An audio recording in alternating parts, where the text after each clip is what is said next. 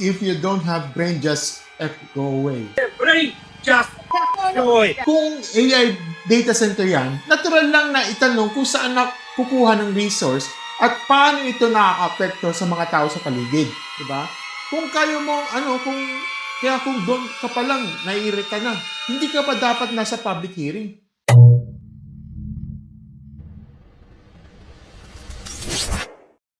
Hello mga stories, welcome back sa isa na naman Reddit reaction video sa ating My Case Reddit Stories PH. Ako pala si Markino at ngayon mabilis lang pero mabigat to. No? May kumakalat na sa post sa subreddit na Philippines, our Philippines, tungkol sa isang Norwegian proponent ng isang 50 megawatt hyperscale AI data centers sa Orton, Iloilo, sa may bandang Visayas area, na nag-walkout sa public consultation at pagkatapos iniinsulto pa ang bigya, At diretso ko kung na agad na sasabihin. Ano ba nangyari dito? Okay, so di natin alam kung ano nangyari dito, kung bakit sa ganito, ganyan, So, malalaman natin na sa hanggang itong video na ito. Make sure na tapusin ito hanggang dulo. But first, panoorin natin yung ito. Meron kasi siyang video, na panoorin natin itong video. Bigla na siyang parang susulpot. Ito yung galing sa Art Philippines. If you don't have brain, just go away. So, panoorin natin?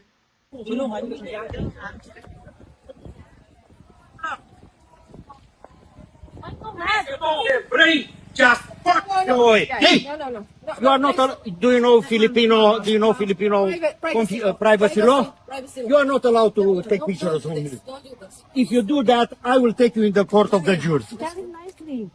No. You're so mad. Tell her nicely. Jan. Don't say fuck to us. Yung foreigner. Sakit ang tiil ko bala. Diyos. Sa paiso? Nagbago pa lang nga ni pamangkot sang tao. Sa paiso sa aton? Pag hindi ka papalumbag mo na, hindi ka din mag-present. Sakit ang tiil. Pero ni back out siya. Okay, so tinignan ko sa caption, sa description, If you don't have a brain, just go away, Daniel Stefan Robertson, the proponent of 50 megawatt hyperscale AI data centers in Orton, Iloilo, threatened members of the media after being approached for the interview following his walkout in an ongoing public consultation of his proposed data center. If you don't have brain, just go away. Do you know the Filipino privacy law? You are not allowed to take pictures of me. If you do that, I will take you to the court, to the judge. Okay. By RJ Sugida Castro sa Daily Guardian to. So mga stories, ko lang to, So tiningnan ko according to sa article, So according sa article, ito sabi niya dito, AI data center pitch in Orton insults walkout, ito, galing nga sa Joseph, Ito yung article nito ng Daily Guardian. Sabi niya dito, a public consultation as a proposed artificial intelligence or AI data center has broke down on Friday, August 14, after Norwegian opponent walked out to the venue and then hurled insults and legal threats and journalists covering the event. Okay? August 7 presented the plan under Norwegian Green Energy to build a 50 megawatt hyperscale AI data centers, which would have been the first of this kind of Western Visayas. The consultation is organized as Sangguniang Bayan and Orton, partnership and the barangays, Council Alaba Sur, the post 10-hectare campus will have been situated mostly in Alabay Sur, but it will only have affected by the barangays, including Alabay Norte, Talabang, Labuyao, Parakid, Porcog, Sabitan, Tuburan, as well as the other areas along Regia Road, Arwat. Okay? So, okay. So, talagang talagang kumakalit ang clip at the coverage issue. Hindi naman sobrang komplikado ang nangyari. May public consultation, may proponent, may mga opisyal, may mga residente, may media, At ang tanong no, na nagpasabog ng lahat, paano gagamitin at itetreat ang tubig ng faculty o facility, sorry, ng facility? Ito, hindi ito stupid question. Ito ang viral question. Ito isa sa pinaka-importanteng tanong ng isang data center. Pero imbis na sagutin ng maayos, naging iritado ng proponent. Tapos ang dating ng sagot parang, paano, wag. Parang, hindi lang doon natatapos, nag-walkout siya sa hearing. Tapos pagkatapos, lapita sa video, tapos binitawan pa niya. If you don't have brain, just go away. Tapos dinadag pa ng mali o hindi naman maayos sa paggamit ng Filipino privacy law. Parang hindi daw pwedeng punan ng litrato siya. Di ba? Prangkana, hindi ito ugali ng isang matinong proponent, ugali ng taong hindi kayang tiisin ng scrutiny. Di ba? Ito, yung mensahe niya, no? Sa quote ng article, sabi niya, ito, Journalist Roberts said opponent also megawatt at Iloilo threatened members and media after being opposed for an interview long part of his walkout in an ongoing public consultation for his proposed deterrent. Ito yung quote. If you don't have brain, just go away. Do you know the Filipino privacy law? You are not allowed to pictures of me. If you do that, I will take you to the court of the judge. Ngayon, base sa context ng Daily Guardian, mas lumalalim yung issue. Ang hearing ay hindi basta chismis session. Ito ay public consultation na na-organize ng sangguniang bayan ng Oton kasama ang barangay. Ang proposed facility ay nasa 10 hectares na may 50 megawatt continuous load. Yun ay hindi maliit. Hindi yung parang magtatayo ka lang ng warehouse, malaking power, malaking cooling requirement, malaking utility impact. At ang masama pa, ayon sa article, hindi nasagot ng maayos ang tanong sa tubig, no? At nagkakaroon ng mga sumunod ng red flag. Walkout sa hearing, insulted sa media, legal threats, at may may ulat pa ng walang maling makitang basic company information sa web at sa SEC check. Ngayon, hindi ko sinasabing automatic scam to, Hindi ko sinasabing automatic scam. Pero sasabihin ko ito ang diretso. Kapag malaki ang proyekto, dapat malinaw ang papel. Kapag malaki ang claims, dapat malinaw ang records. Kapag malaki ang demand sa community, dapat malaki rin yung pasensya sa mga tanong. Diba? Ngayon, ito yung aking aking mga puntos dito, no? Una, tama lang ng tanong tungkol sa tubig. Ito ang nakakainis sa ilang proponent o defender ng mga ganitong proyekto. Kapag may nagtanong ng practical, biglang ang tingin nila ay matraka ng mga tao sa technology. Hindi ganoon, hindi. Ang tanong sa tubig ay basic. Ang tanong sa kuryente ay basic. Ang tanong sa ingay, init, waste at emissions ay basic. Kung AI data center yan, natural lang na itanong kung saan nakukuha ng resource at paano ito nakaka-apekto sa mga tao sa paligid. Diba? Kung kung doon ka pa lang naiirita na, hindi ka ba dapat nasa public hearing? Diba? Ikalawa, itong public hearing ay hindi entablado para sa mga ego katulad mo. Hindi ka pupunta dyan para hangaan, pupunta ka lang dyan para magpaliwanag. Ikaw ay may gustong magnegosyo. Ikaw may dalang malaking proyekto. Ikaw ay gagamit ng lupa, tubig, kuryente at local infrastructure. Kaya hindi pa pura sa komunidad na pagpunta mo dyan.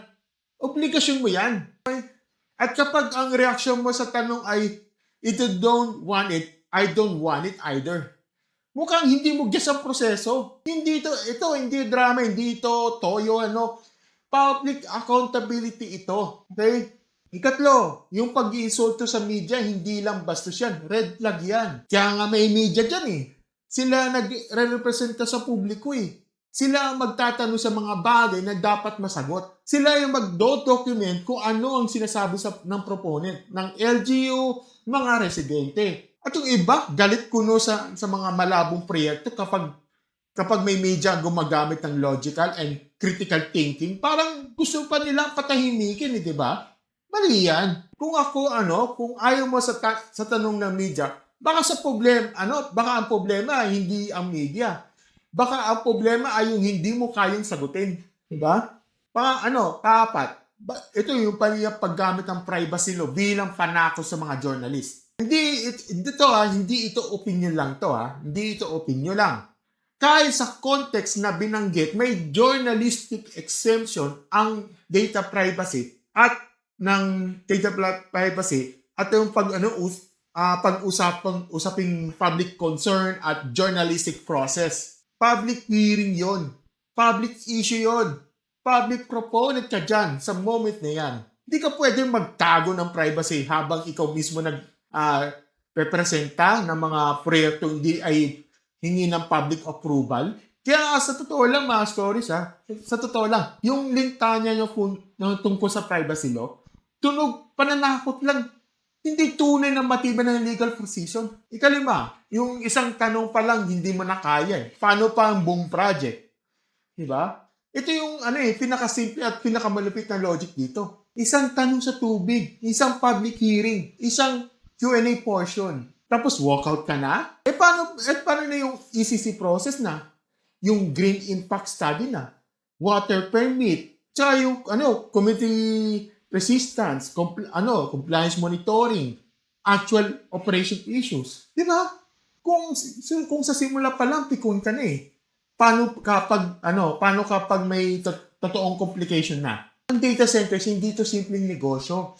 High-stakes facility ito. Kaya high stakes eh. Kaya high stakes din ang exception sa mga proponent. Kanin? Hindi high-tech ang mga nagtatanong ha.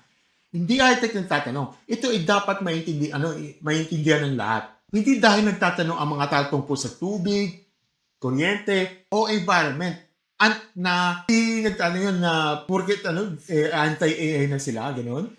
Hindi dahil gusto nilang makita ang feasibility disclosure kalaban na sila sa progress. Sa totoo lang, mga stories, no? Mas may sense pa nga yung mga nagtatanong kaysa sa mga basta nagpapalakpak sa future at walang nakikitang numbers. At ito ang mature ng komunidad, hindi yung tahimik. Ang mature na komunidad, hindi yung marunong magtanong bago magpa-oo. Di ba? Maturity yun. Ikaw ba to? May dahilan kung bakit nainis sa mga lokal na opisyal at residente. Ayon sa mga na site sa article, offended ang mga opisyal dahil parang inisnab ng proponent ang mga ogtong ganon, di ba?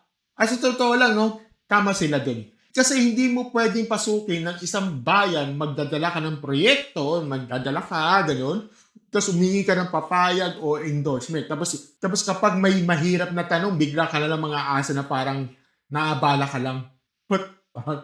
Mali yun. Okay? Ang community, hindi sa gabal yun. Sila ay may karapatang magtanong kasi sila ang maapektuhan dito. Ito, ikaw kung nandun ako sa Orton, hindi ko ito unahin ituring na missed opportunity. Mas unahin ko itong turing ito na test of credibility. At ang test na yon, bumagsak sa proponent. Hindi dahil foreigner siya, hindi dahil AI data centers ito, kundi dahil sa ugali sa paghaharap sa publiko at sa kakulangan ng maayos na sagot sa isang pangunahing tanong. Walang masama sa investment Walang masama sa investment. Pero walang matinong komunidad na dapat tumanggap ng investment na parang galit pa sa due diligence. No? Mga stories, ito yung aking diretsong contact ko dito. Kung ikaw ay proponent o ay isang malaking project na yan, ang pinakaunang patunay ng credibility mo ay hindi yung PowerPoint mo. Okay? Hindi yung pangako mo for the future. Hindi yung claim mo, I'm not doing it for profit. Ang pinakaunang patunay ng credibility mo ay kung paano mo sumagot ng lehitimong tanong. At dito, sablay ito. Walkout ka, nambastos ka ng media, nanakot ka, damit ng mali o hindi maayos ang pagbanggit ng batas, at hindi mo masagot ng buo ang pinaka-importanting issue. So, anong mensahe dyan? Simple. Kung hindi mo kaya respetuhin ang proseso, hindi mo deserve ang approval. Kung hindi mo kaya respetuhin ang media, hindi mo deserve ang tiwala ng publiko. Kung hindi mo kaya sagutin ang tanong sa tubig, hindi mo deserve magtayo ng data center sa komunidad na hindi pa convinced. At para sa mga taong nagtatanong, nagdududa at humihingi ng linaw, tama lang yun. Tama lang kayo. Dahil sa mga ganitong issue, hindi utak ang dapat pinalis ay yung arrogance na akala hindi nila na kailangan managot sa publiko. Kaya mga stories, ito yung tanong ko rito. Kung ikaw ay nasa public hearing, ikaw ay nasa kalagayan, nasa kinatatayuan mo doon, okay? Papayag ka ba sa isang proponent ng ganito ang ugali ng sagutan? At saka sa tingin nyo, sapat na ba ang wokat na pananako sa media para ipasura na ang proposal? Comment down below at babasahin natin yan. Kung gusto nyo ang ganitong opinionated, logical, frank, state report, commentary video sa ating Reddit, don't forget to like, share, subscribe to our channel, and click notification button sa baba. As always, mga stories, thank you and have a great day of stories. Bye! See you sa Reddit. Okay, bye.